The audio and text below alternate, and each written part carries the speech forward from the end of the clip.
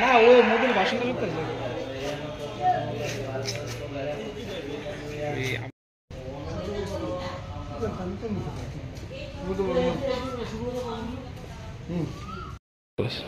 Eleven ফেব্রুয়ারি 2025 NCC থানায় একটা মামলা নথিভুক্ত হয়, যেটা CBI camp office Shyamalibazar water complex এলাকায় অবস্থিত।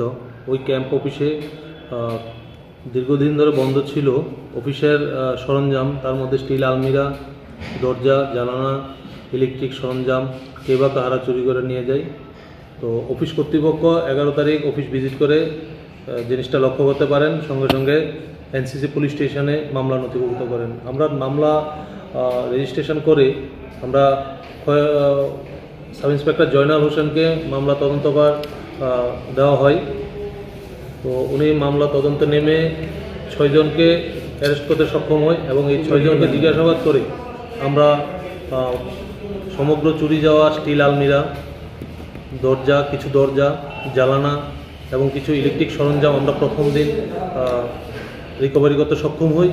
পরবর্তী সময় ওদেরকে কোর্টে প্রেরণ করে আমরা ওদেরকে রিমান্ডে আনি এবং রিমান্ডে জিজ্ঞাসাবাদ করে আমরা গতদিন কিছু টেবিল, চেয়ার এবং বৈদ্যুতিক পাখা এবং জলের ট্যাঙ্ক এবং দরজা এবং জানালা যেগুলো ছিল সেগুলো আমরা রিকভারি করতে সক্ষম হই।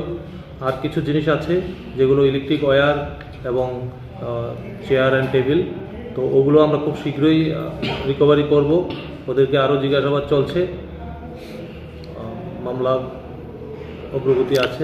সবগুলি কি জিনিস উদ্ধার করা গেছে না আরও মানে মোটামুটি জিনিস উদ্ধার করা গেছে, আর বেশি জিনিস নেই। ইলেকট্রিক ওয়্যারগুলো আমরা চেষ্টা করছি উদ্ধার করার জন্য, আর কিছু চেয়ার বাকি আছে, ওগুলো আমরা খুব শীঘ্রই উদ্ধার করব।